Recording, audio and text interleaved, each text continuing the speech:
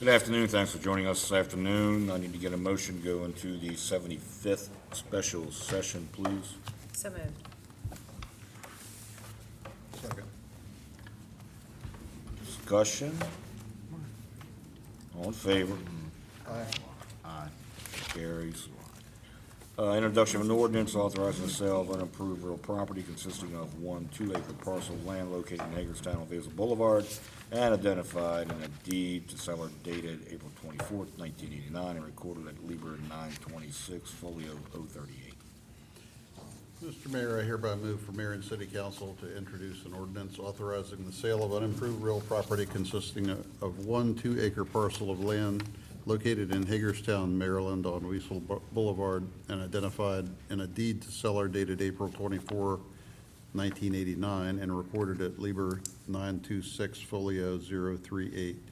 The property will be conveyed to North Point Development LLC for a sale price of $1. The sale will be in accordance with all terms and conditions listed in the attached purchase agreement. Second. Discussion? All in favor? Aye. Motion carries 3-0.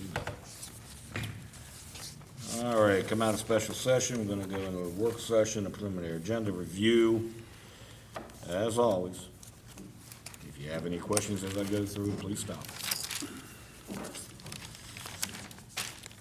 We have the call to order. I or someone I choose will give the invocation. Under announcements, rule procedures, your cell phones, all those kind of things. Meeting schedule for July. Tentatively, we're looking at maybe a meeting on July 2nd. We won't know yet for another couple days. July 9th is a work session at 4 p.m. That's also tentative.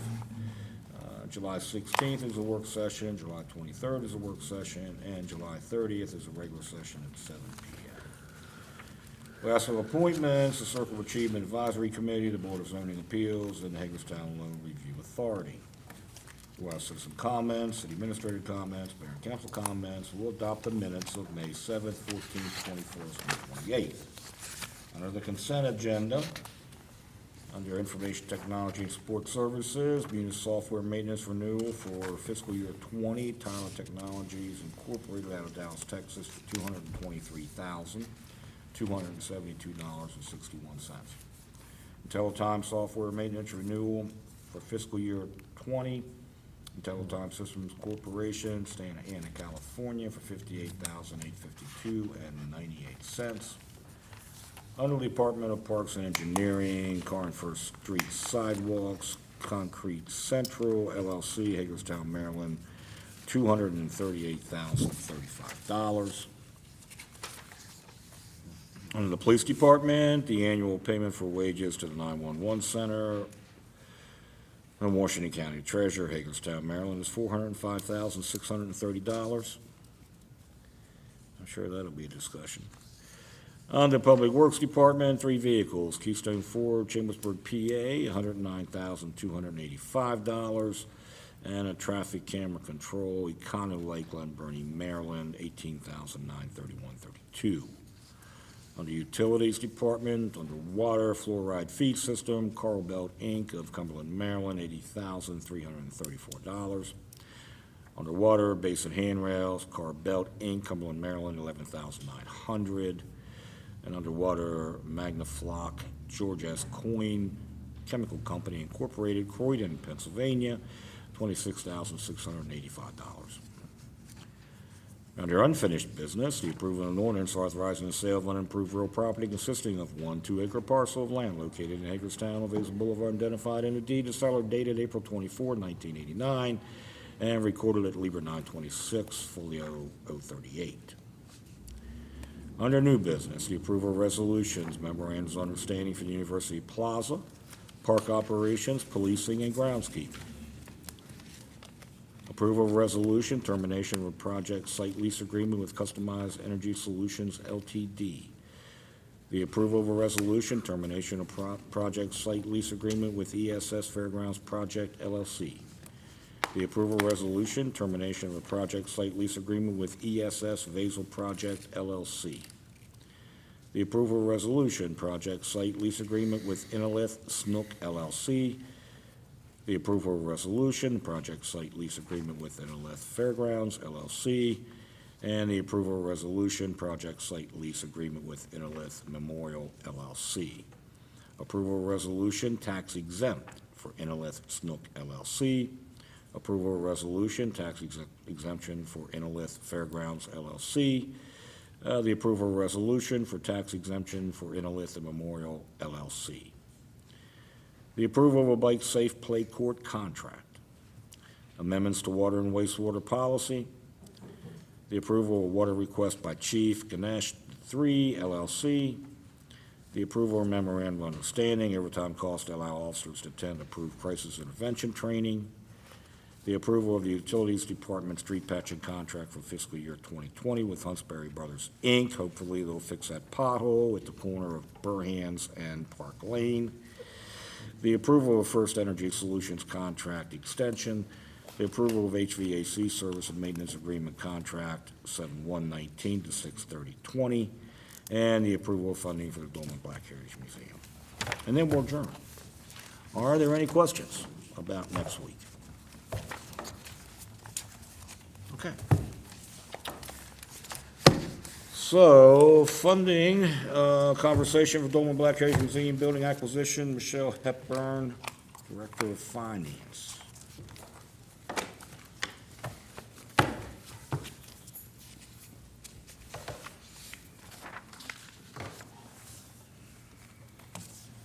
Good afternoon. So I think this should be fairly short and straightforward, I'm hoping. Just back to finalize on where we are going to move around existing and approved budget funds to cover the $108,000 amount that we are loaning, a loan to grant for the acquisition of the Dolman building. So first and foremost, in fiscal year 19, we have some current incentives underneath the general fund that Jill's group oversees, and it looks like of the $35,000 that was included in the fiscal year 19 budget, there's about $18,000 unobligated, and since we are the middle of June, the likelihood of spending the rest of that $18,000 between now and the next 2 weeks is unlikely, and she's willing to utilize that portion as long as everybody's agreeable. And then that leaves $90,000 to come from fiscal year 20 approved budget. And so what I think I heard very clearly last time was we did not wish to take that from anything that was approved in the fiscal year 20 budget under incentives of any kind. So Scott and I went back to the drawing board and kind of looked at high level where we could take that out of fiscal year 20 approved operating budgets in the general fund. Found two areas that it would not really, two areas that it would impact the least, and one is taking $20,000 out of the communications budget and another $70,000 out of the contingency budget. So if everybody's agreeable, and just that contingency budget, we try to include a little bit of money in our budget every year for things that come up that are something drastic or some emergency type situation occurs, and so that we would have monies there to be able to do that. This would leave us about $33,000. So if everybody's good, we got news that settlement or closing is next week, I think on Wednesday, on June the 19th. Jason Morton is going to take the check to the city of Hagerstown to that settlement and closing and get the final signed and executed document at that time and bring back. So basically, we had $103K in the contingency budget. So if there was some sort of a disaster or whatever. Then I'm going to have to take it from a department or other places that will hurt more. Yeah, Yes. okay. But we have $33K Yes. remaining. Okay. Probably a good example of that is what happened at Dry Bridge a couple years ago. Actually, about a year and a half ago, I think, I don't know if Chief Kiefer's back here, I don't want to pick on him, but we had a situation where a line was hit in front of their office and they had to do some repair work in front of HPD, so that's the type of thing. We've had some instances where something was discovered in the building, like something happened to one of our boilers here in City Hall about 2 budget cycles ago. 2 or 3 years ago, yeah. So we wouldn't have had heat in the middle of winter, so we were able to utilize what we had there. And anything that still hits that dollar threshold, we come back and include it on a consent agenda item, and we try to identify those things that are, as we're taking them out of contingency. Most of the times, it's small dollars for these departments that we're moving a little bit at a time. And were there any specific programs that were cut from communications, or was that not your? I think the biggest impact there was the extra monies that we were hoping to leave for the branding and remarketing, but after looking at it, I think Scott determined that really we should still be okay overall. Wes will have to work a little harder. Sorry, Wes. Yeah, he doesn't have to walk No, as far. yeah, so he's got more time That's now. good. I mean, I'm fine with this. Yeah, I'm good with it. Good job, Michelle. I know that it was, It's all good. yeah, thank you. Thank you.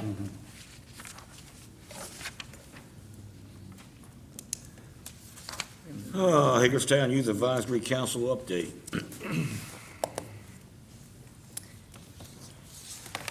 I'm gonna turn around. Good afternoon. Good afternoon. So we're here just to give you a brief update on the Youth Advisory Council. So as you know, back in December of 2018, with the initiative from Councilmember McIntyre, we voted to approve an ad hoc committee for Hagerstown Youth Advisory Council. The goal of the council was to facilitate communication and participation by youth either who are attending high schools in Hagerstown or live in Hagerstown with local government and decision-making processes.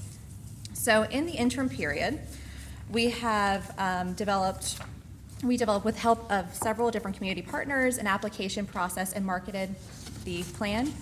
We're really appreciative to our community partners that included Boys and Girls Club, Beacon House, On Track of Washington County, and numerous others, and opened an application cycle from March 1 to April 30th.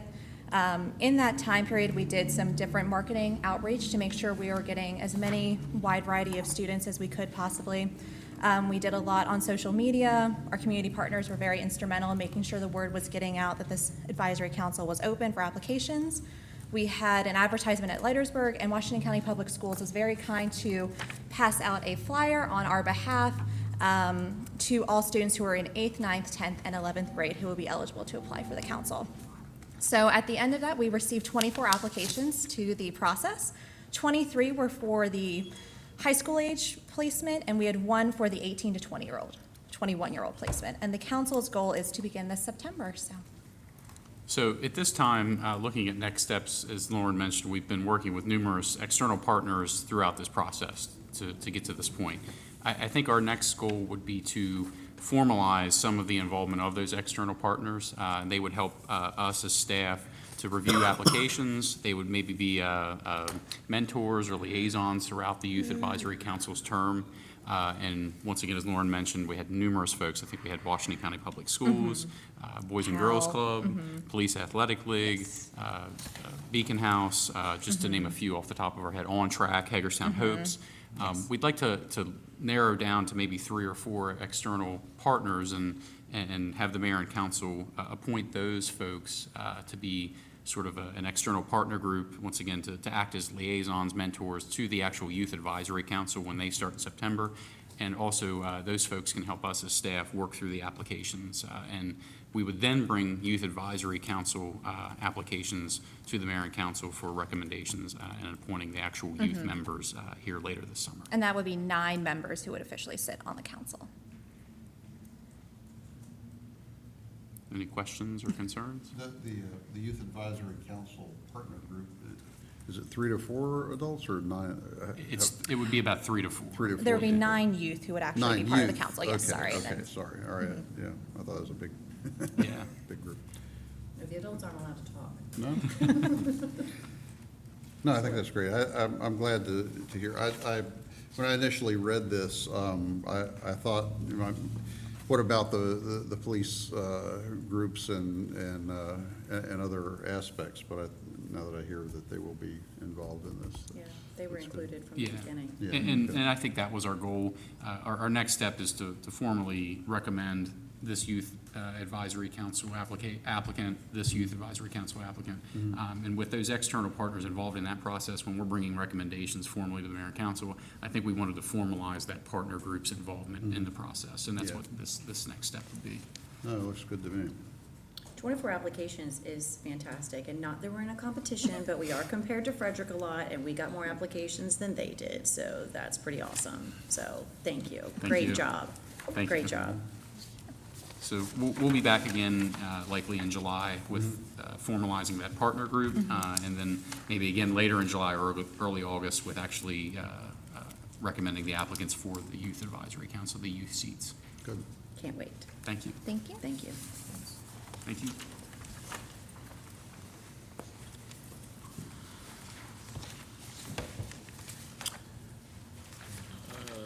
Water and wastewater policy revision.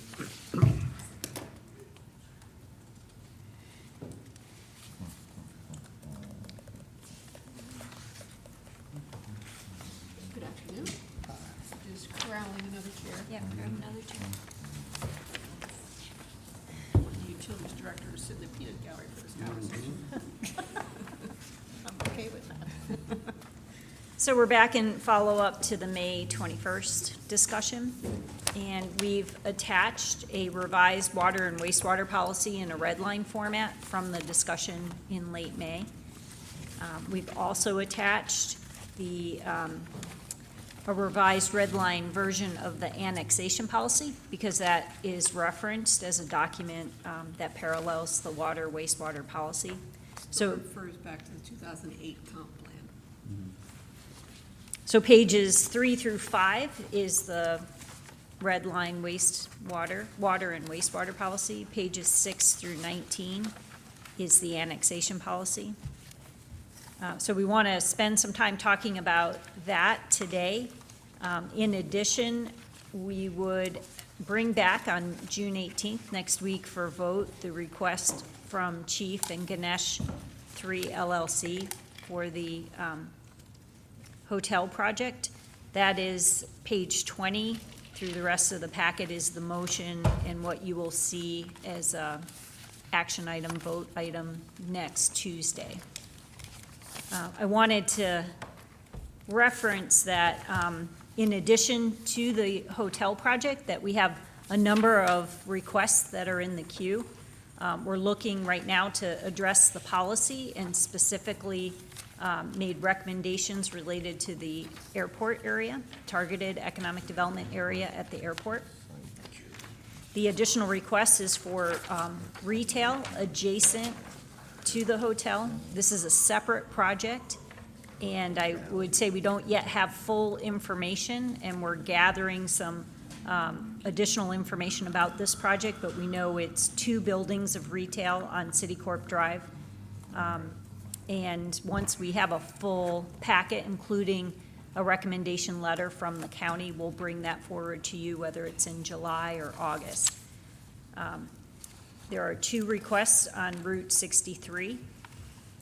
So we have one at 63 and Business Parkway. That is a spec building, 2 industrial flex buildings built on spec with a total of 62,000 square feet. The 3rd request is also a spec building on 63 near Maryland Route 40. This is just under 1 million square foot warehouse distribution built on spec, and they had estimated usage of 4,000 to 5,000 gallons per day. There, since we put this memo together, there's also a 4th request that came in just Friday, which is also in the airport business area. That is for a tractor trailer repair and sales facility, new construction, 5 to 6 million off of Citicorp Drive, and still waiting to get a little more information on that project. So we wanted you to have in context what requests are in the queue while you review and talk about the policy.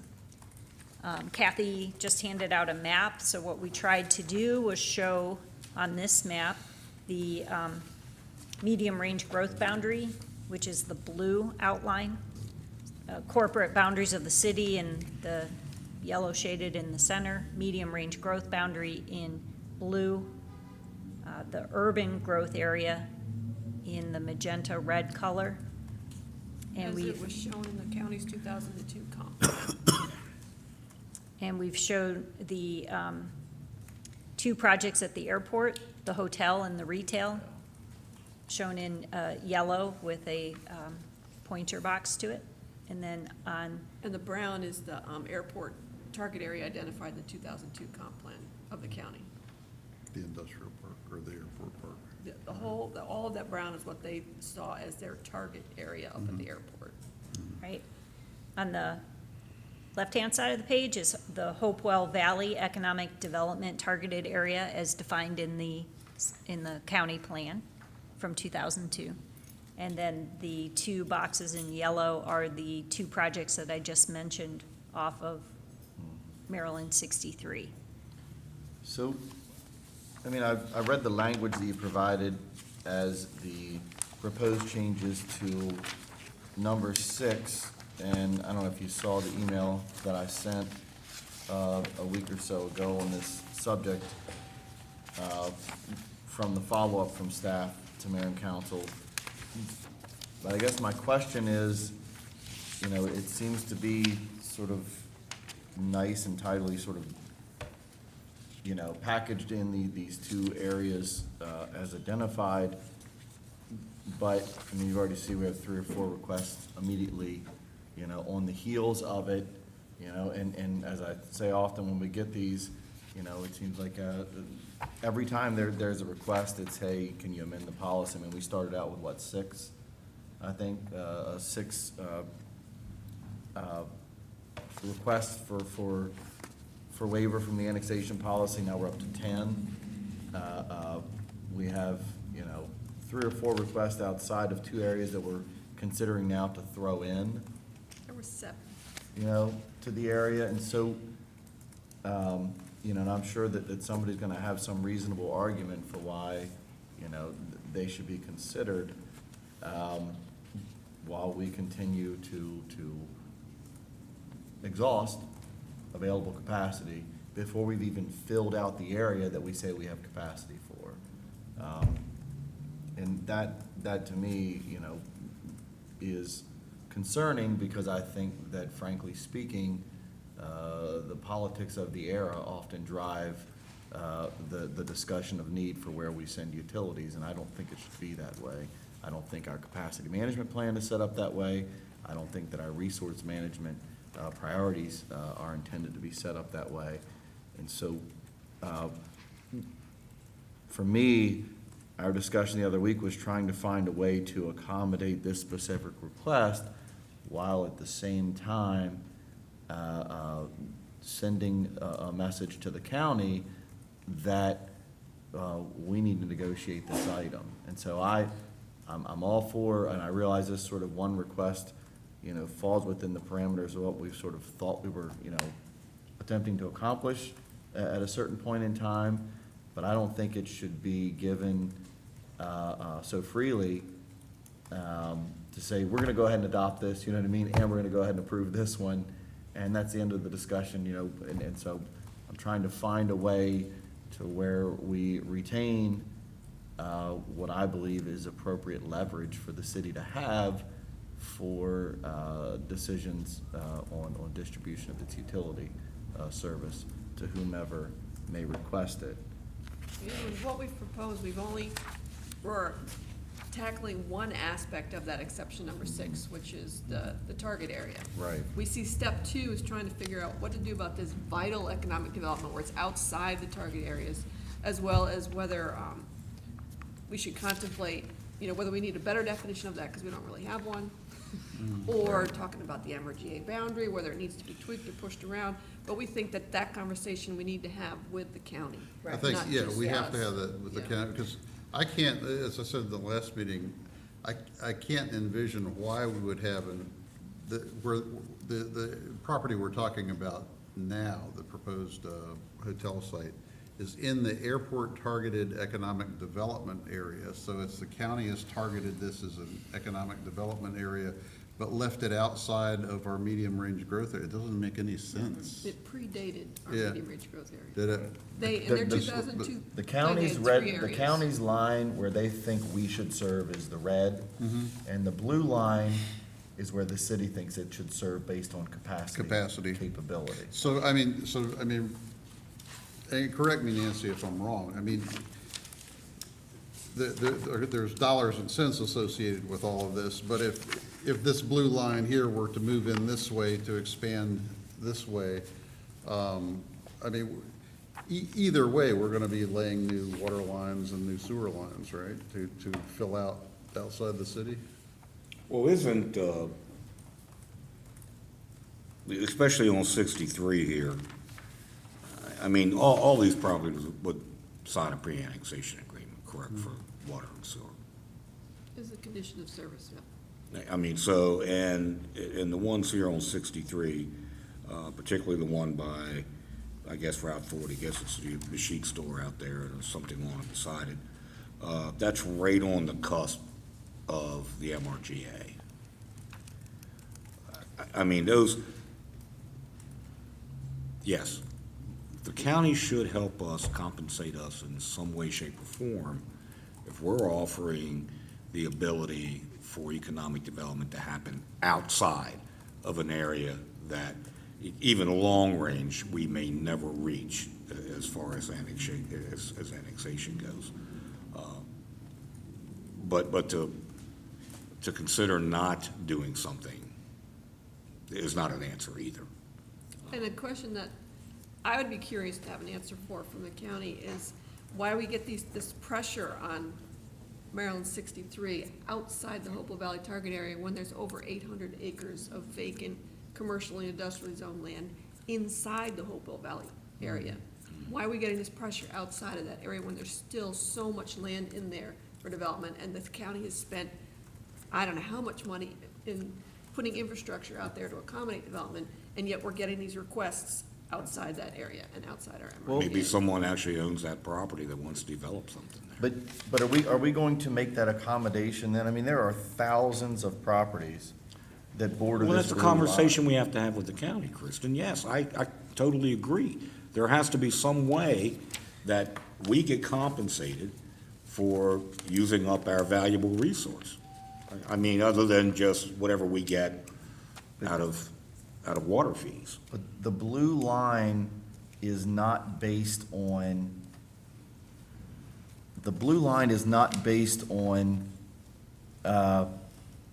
being able to just say yes. I mean, the blue line is based on, an analysis of capacity availability that you have for the foreseeable future to provide that service. I mean, there will come a point where the onus will be on us as the utility owner.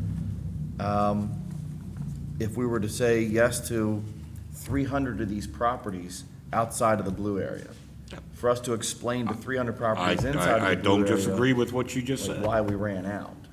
But I also know that the MRGA was created, and I was a part of that, so I do recall that. I'm not old enough to forget that. But, we also know that restricting development, because we set a line up and said, this is where we feel that that we can service with the capacity that we have, that we just don't supply a vital resource, which is water, since we're the only water supplier here, to be able to create economic development, which creates jobs, which some of our citizens may very well go to work at, and be able to buy a house in the city of Hagerstown. I mean, it's, yeah. I mean, I tend to believe, anyway, that, it's easier to squeeze the MRGA if you want to, put a formula to it, squeeze the MRGA and expand it, like you often say, like a balloon, you squeeze here, it expands here, to incorporate such places where development is going to happen.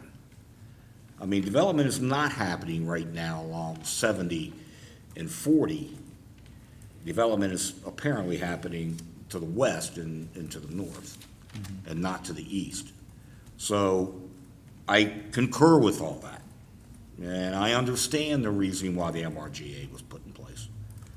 And, you know, I don't argue any of those points. I also am not going to say that, you know, the only water service that these people can possibly have is us, especially when the Washington County Health Department says, no, you can't drill wells. You know, what are people supposed to do? Not grow? I mean, is Washington County just supposed to now stop?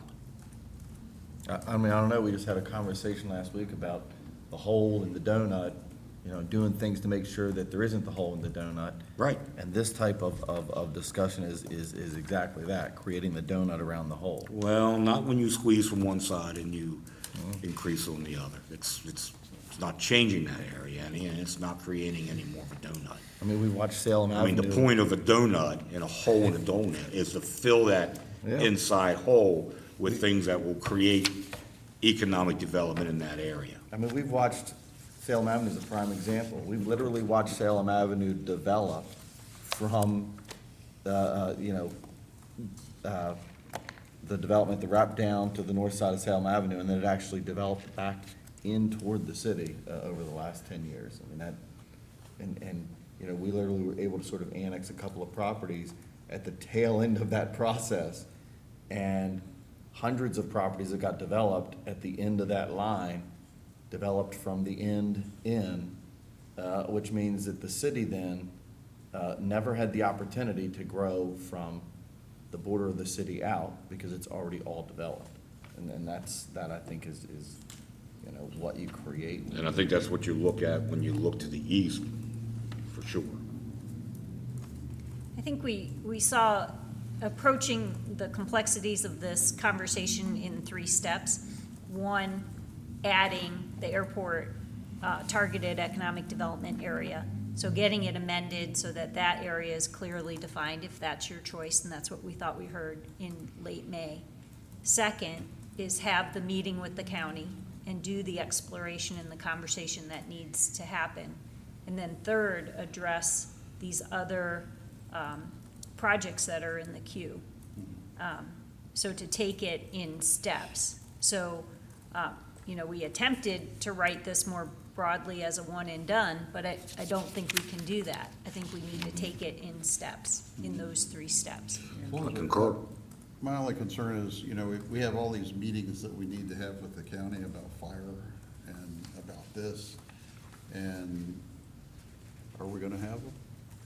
I mean, are we really gonna sit down at a table and do this? Because we were really thinking need to. We might want to start with a staff level conversation about the MRGA boundary, and then when it comes down to decision time, get everybody.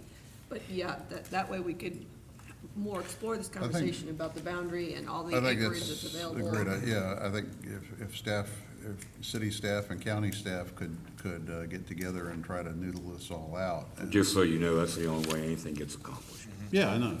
So, I agree with the analogy of squeeze the balloon down here, and we can expand it here and here. But does that make sense, though, operationally, from a nuts and bolts, pipe in the ground type of? If we are good stewards of the system, yes, it makes sense. Just, you know, the discussion we had, or we can make it make sense. Maybe that's a better way to put it. The discussion we had last week, we incorporated into the motion a requirement to extend that 8-inch water main across the property to Mason-Dixon along their front footage to include a 20-inch or 20-foot easement of the water line. That doesn't complete the loop, but it takes that Gets us line. closer. Well, and it brings it back out to a public road, so we don't have to worry about that dead end, staying a dead end, with the fire hydrant in the middle of that property. Looping a line to make that interconnection is great. It doesn't change the parameters of capacity. No, it does not. No pressure. No, it does not. And where, you know, the other part of that is that I think we have to continue to be good stewards of our utilities in general, and where there is developer-driven growth, make sure that we're looking at our capacity and if there needs to be an improvement, what it is, and putting that burden, even if it is an improvement to an existing system as opposed to an extension, of our system. And if we do that, I think we'll be okay. Two things I'll note. One that is very, very new, and the other one's about very new as in yesterday, and the other one is within the last week. MDE is, before they will issue our appropriation permit for the Potomac, they are requiring that we do a capacity management plan. They're also requiring in our new MPDS permit for the wastewater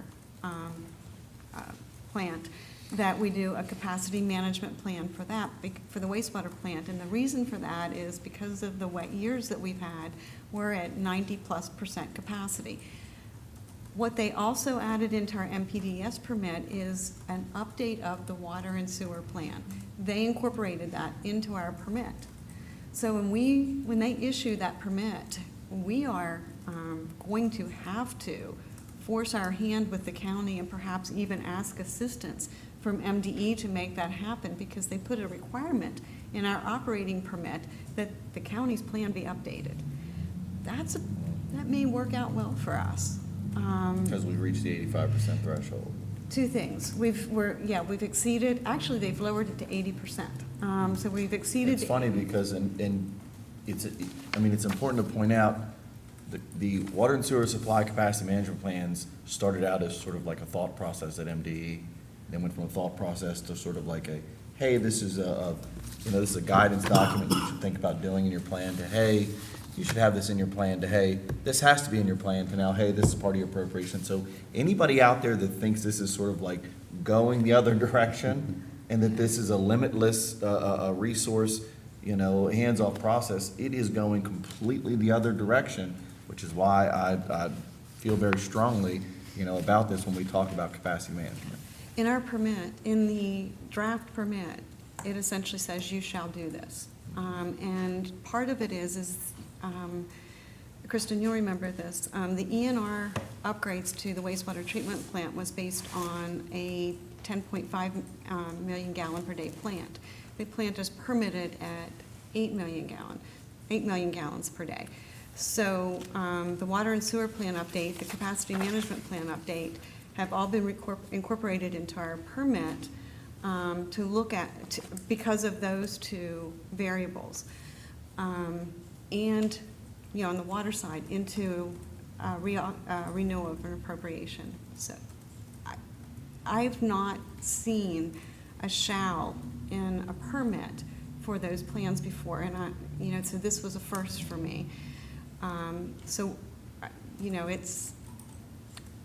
It really has to happen, or we'll find ourselves in a hot spot, if you will, with MDE and our MPDS permit.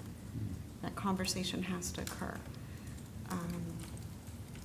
So sometime in the very near future, because we have 90 days to get that rolling from once the permit is issued, so in the very near future, we'll be putting together an RFP and bringing it back to mayor and council to work on those things. But I think we'll be able to work, at least the water and sewer plan, at least get things identified that have to happen in our system. And it's important, we just finished approving direction to our utility to commence with improvements to the water system, specifically the Brickner system and the Edgemont, to the tune of about, $12 million?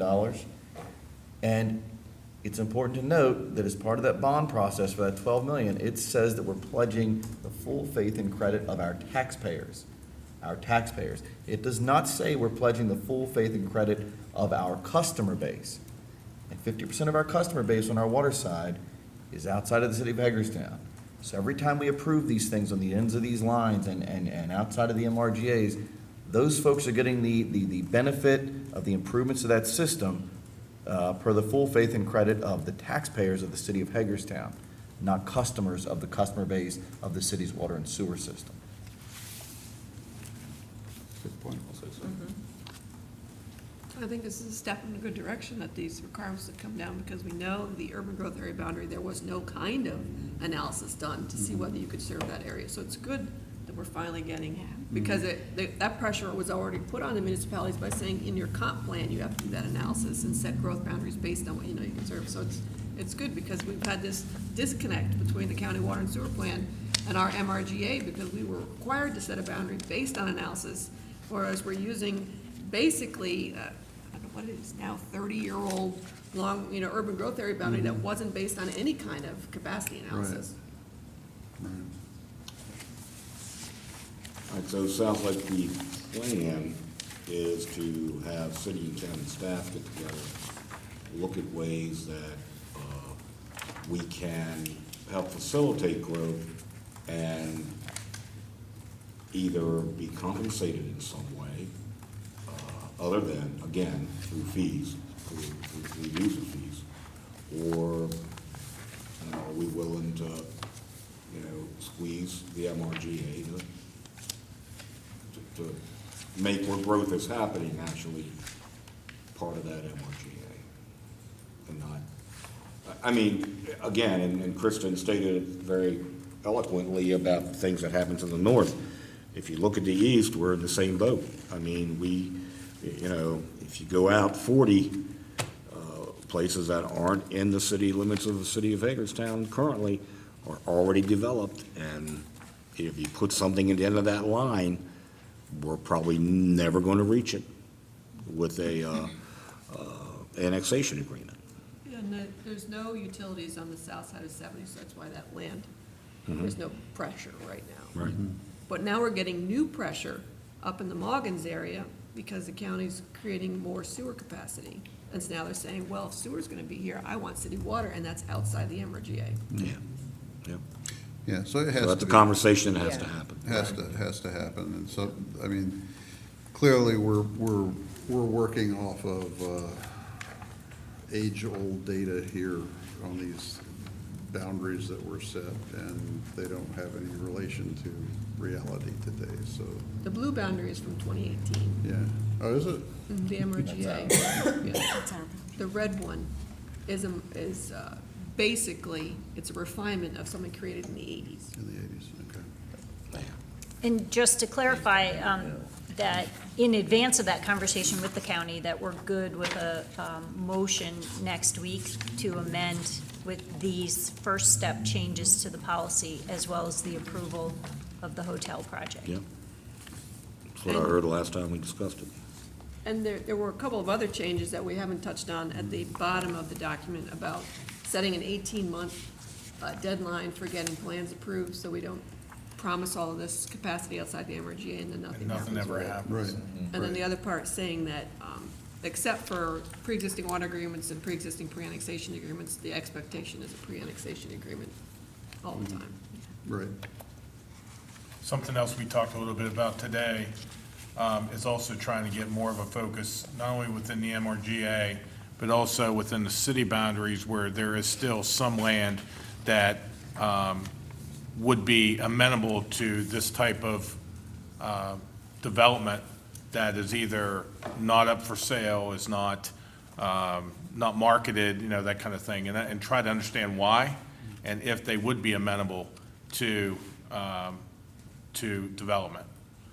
Because we still have, even within our corporate boundaries, some land that might fit the bill for some of these that just coincidentally seem to be placed across the street from where the MRGA is, so. The other thing that I really like is the table here, defining the difference between the benefits to city residents and the contrast with the unincorporated areas. And I get asked these kind of questions all the time. People bring it up, like, what's the advantage to being a city resident? And this is pretty dramatic. I would love to see this on our website, as some bullet points there. This is something that we make available to people all the time. Right. We update it it's a pain to update, so Yeah. when people ask for it to be updated, it gets updated. And we have another document we've done that shows the difference in property tax information and water and sewer rates as to when, with the value of a house, when it starts to go, go when the it's other way. similar or it starts to grow further and further apart. And there is a link up there. Benefits to There's a link? city living. Is there? Okay. Not that particular this table, table. but Uh-huh. a more layman's version. And What we you save share in it. water, what you save Yeah. in sewer. Share the what you same save in document. Electricity, what Yeah, you like the save. developers of Potomac Manor, Fire they insurance. take that because they like to show it to people who are contemplating their lots, and all they think about is double taxation. They say, well, no, look at this information. Okay, Okay, very good, thank thank you, guys.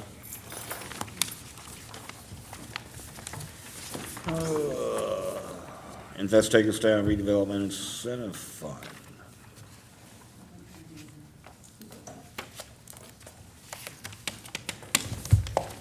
I'm gonna pass an updated chart around.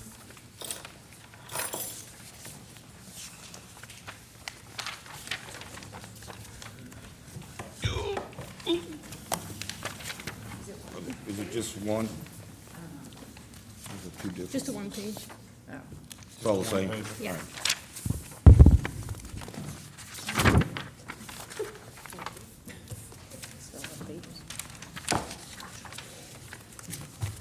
Extra? We've got a lot left. Right. So good evening. Good evening. So there's two main reasons for the discussion tonight. One is defining the categories of the funding components for Invest Hagerstown, and then two would be slight modifications to the guidelines. So if you are okay with the chart components and the guidelines, you'll see this next week for vote. I do have a question. Sure. Awarding only one Invest Hagerstown grant per building. If you have a huge undertaking on a huge building where there will be multiple businesses in, why would you limit it to one grant per building as opposed to, I mean, we're talking the smaller grants, but.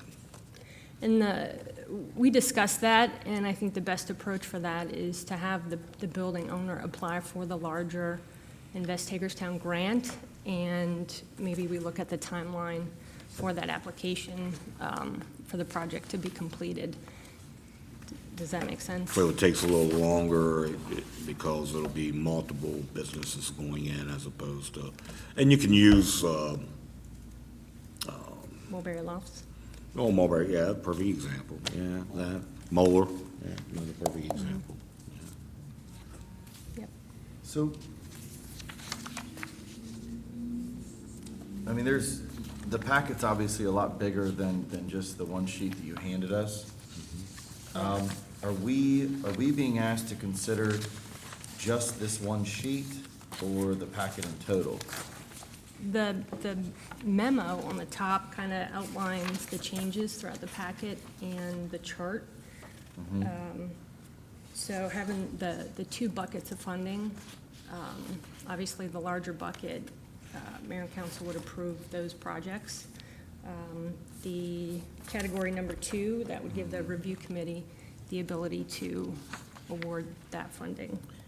And when you say there are two areas of funding, when you look on the section 4, page 11, item, it's listed as page 3 in the memo. Economic Redevelopment Fund, Program Description, Invest Hagerstown, and then it has city center redevelopment, citywide redevelopment, homeownership, rental property rehab. Is this the way that funding is broken out?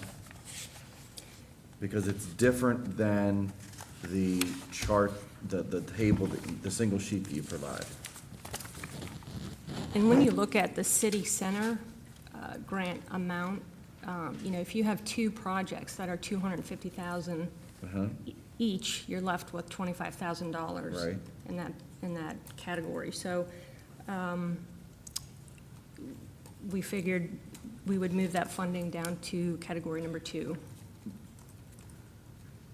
Maybe more specifically, are these categories, we'll call it bucket number 2, category number 2, are they being lumped? Is that being lumped into one $300,000 amount? And if, let's say that the applications come in and the homeownership grant program gets all of that funding, is that? So with the updated chart that I sent out, there's a note under the home ownership that states the review committee will hold or target $37,500 for the first 6 months of the program. That would support 5 applicants, recognizing the home ownership cycle that we know we're not going to get, or, we might not get all applicants all in at the same time. And then the remainder of the funds would be for the other categories. But I think your point is, in category 2, $300,000, if the homeownership grant consumed that $300,000, then there'd be nothing left for rental property renovation. Right, well, I have 2 points, yeah, I guess that's one, because, and I keep going back to this statement, we adjusted the tax rates on a wide range of types of properties and uses within the city. And for me, the impetus was then and is now that each one of those types in which that impact occurred is given some type of equitable opportunity to the funds. And for me, the best way to accomplish that was to ensure that an amount was carved out for each one of those, so that the citywide redevelopment grant program isn't lumped in and can get the full $300,000 out of the gate, and leave little remaining for the rental property rehabilitation grant program.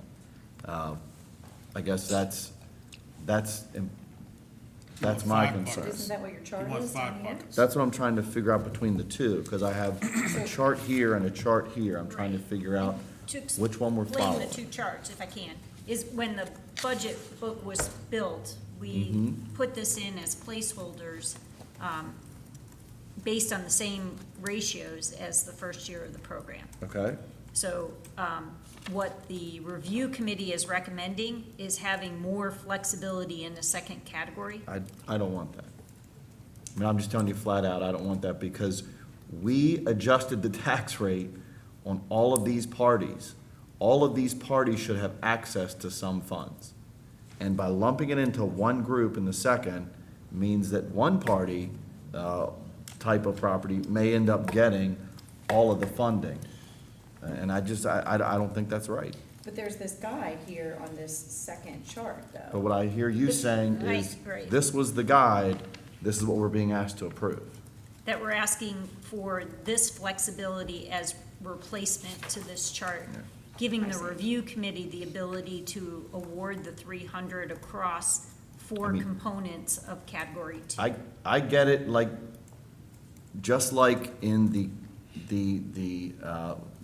just like in FY19, where we got 9 months in and said, you know what, we got some funding left.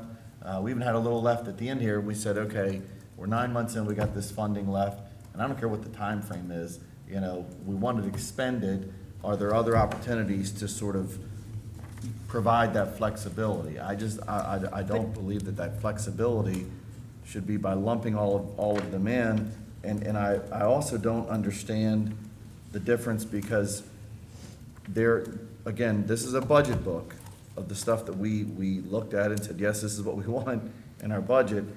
And in addition to lumping them all in, we've also thrown in the facade grant, and I don't know what that entails, like how much of that an entity gets, because I can tell you when you go into this memo, and that's why I asked, if it's just the memo or just the sheet, because this facade grant has all kinds of parameters,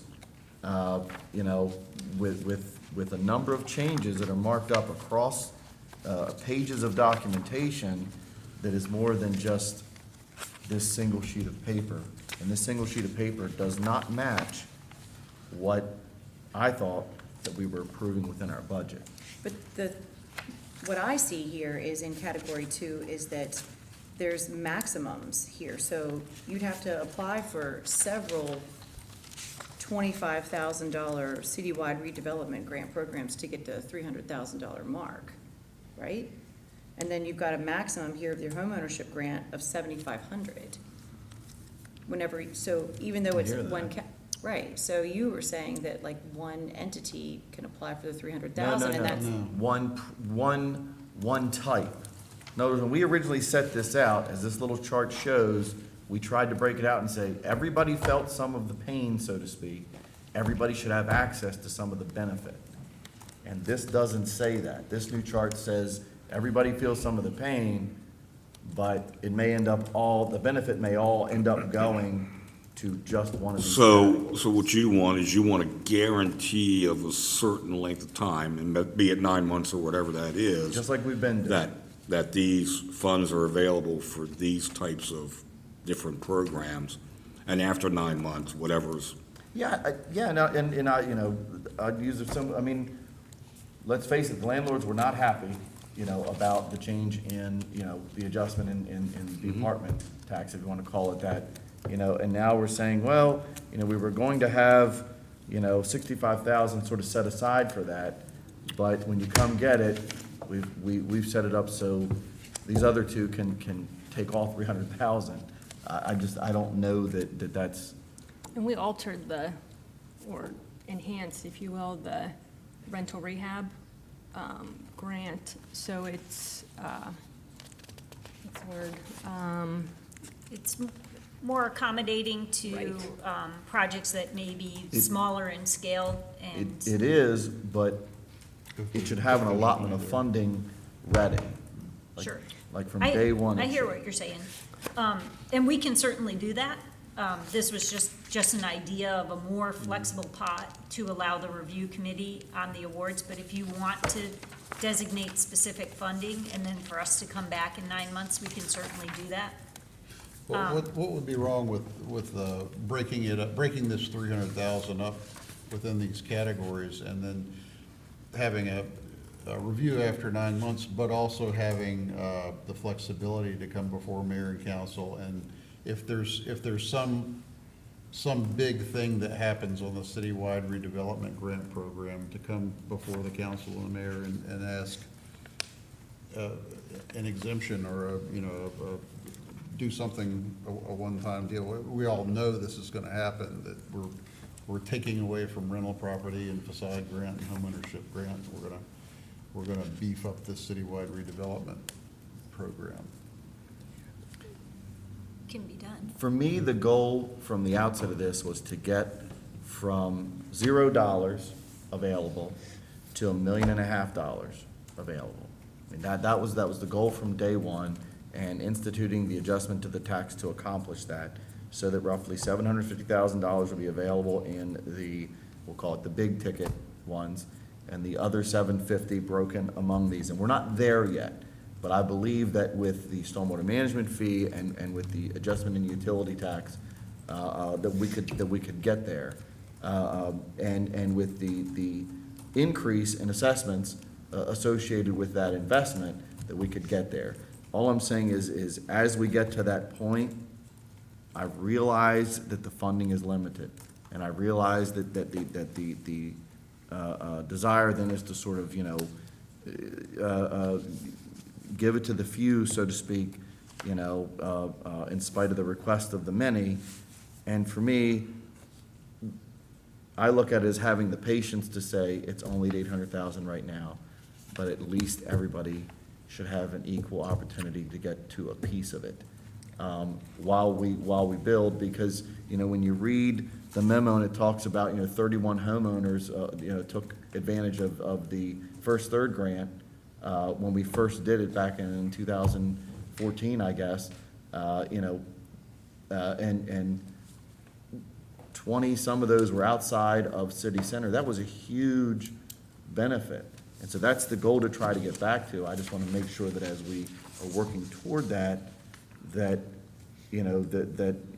that there is some for each in doing so. And after 9 months, you come back and say, look, we got 3 months left in the budget cycle, and here's where we're at, and here's what we got left, then it becomes a free. Why don't we do it this way, the way that it was, section 4, page 11, do the 500 for city center redevelopment grant, 120, 120, and then 60, and that would be the amount for 9 months. And after 9 months, if something happens, that there's funds left over and there's some other project that comes along. Or you carve that 25 off the 525 for the facade. In other words, you've already got the amounts for the others. If you're looking for something to have that for, Yeah, the reasoning for the facade, we don't have any facade grant funding for this fiscal year, although we do have an application in through the Community Legacy, which we should know, I guess, in September, October, if we've received 50,000 in grant funding for that. So that's why we included it. So to divide that up, then, how much do we want to carve out for facade grant? I was just saying, if you're gonna just take the 25 off the City center redevelopment. the two big development projects are gonna get, that's what it's gonna amount to. Yeah. So you got 110, 110, 55, and then 25, Yeah. and then 500 for the city center. And then say, you got till March 1, and at March 1, then it becomes open. Yeah. Then all the money goes into one pot. Okay, yeah, I just wanted to clarify, keep it in as a category 2 for all those fundings, but, For me, March 1, all of it goes into one pot. so, So 110 for citywide, 110 Because for the objective is to spend homeownership, the money down by the end of the year, and if you got a big project that 55 comes for in and says, rental, look, and 25 for Then we'll just facade. move it up to category 1. Yeah. Like, for me, it just makes it all one. That makes it. Wow. We have to divide. I think that works. I think, And then on the- 3-1, it becomes open money. Right. For possibly a new. Because that big leaves you project. March, April, May, June, leaves you the last quarter of the fiscal year. And it also, by putting it into one pot, you may have a big one that says, sure, I can take Right. the 80,000 that's left or whatever. Yeah. Does that work for you to know? any chance to shorten that to 6 months? Or you want to keep it 9? You got 8 months. Why? January 1. Why? For redevelopment projects, to make sure that we get enough Would that time. be something that if something would come along, that we'd come back to the table and ask at that time? Can we shuffle the budget? Right. Or shuffle the Okay. categories? Maybe we can look at it at 6 months and Yeah. see where we are. But I have no problem. March 1st is a definite. Right. Yeah. And if something comes along before 6 then, months, we see that where we're at. should merit at least a review. Between It should come January back. 1st and March. Yeah, Right, it no should come problem back coming here. back And say, can we shuffle funds Right. between these buckets? Yeah, it's fine. It's got to be something that our economic development crew feels a Right. real addition. Okay, and then I just wanted to note, just in closing, with the summary chart, which is the very last page, for fiscal year 19, we've had city commitment of $534,500 for a total project value of $11,160,125. Excellent. So that just shows what our commitment is, what we're getting back, so it's really good. Yeah, It's one of those feel-good. No, it is good. that's good. I don't think you get years like that every year, but it's good. You wait. 11, It served its purpose. that's nice. Yep. Yeah. Excellent. Return. We will have the guidelines that are in red line format in final format for vote next week, and it's mostly administrative changes. Thank you. All right, thank you. City Administrator? Yes, sir, Mayor. Another busy weekend in Hagerstown, Friday night, second weekend of Imagine Hagerstown. Muddy Crows, band playing in the University Plaza, starts at 6:30. Also, Movies in the Park starts down in City Park. Friday night, 7 o'clock, Mary Poppins, not the cartoon version, but the real-life person version. Flag Also, Day. paddle boats will be out on the City Park Lake, celebration on the lake. I think they're going to be lit up and have a nice little display going on down there. And also, the Tour of Washington County kickoff criterium bike race downtown starts at 5. Should go to about 10:30 or so. So it'll be a big Friday night around town. Saturday also, Imagine Hagerstown on the Trail. One note of change, Best of the Hub City is moved from the Maryland Theater to the University Plaza. It's a free concert, 7:30 to 9:30 on Saturday night. That's all for me.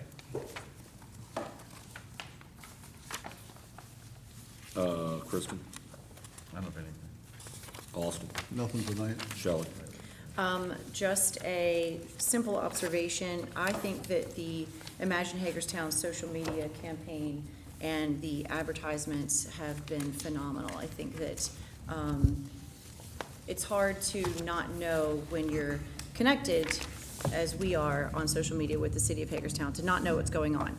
However, I do think that it's really important for us to go a little old school and actually invite people, because there were many people that I spoke with in my social circle that actually didn't know what in the world I was talking about, and they are connected to the community. And I found that really surprising that, so I don't know if that means that, I know that we've spoken a couple times about ambassador groups and maybe some volunteers to kind of spread the word about things that are going on, but I don't think that we can rely, I think that it becomes easy for us to just rely on social media to get the message out, and that's just not enough. I think that we actually have to say, I could tell you that there was like 8 to 10 people that didn't know what the Imagine Festival was, and I was shocked because I see it all the time, but again, I'm involved in the city of Hagerstown, so if we could just make a concerted effort to actually use our voices and invite people. I think Everybody's that would- welcome, how's that? Everybody's welcome, that's right. That's it. Also, June 14th, 7 o'clock at City Park, we'll be honoring Flag Day. So, And my before the wedding movie anniversary. starts. And your wedding, it's a big deal for us here, yes? Got married Yes. on Flag Day specifically, Yes, yes. so I for that- never forget. Do you For want me that to carry a reason. flag?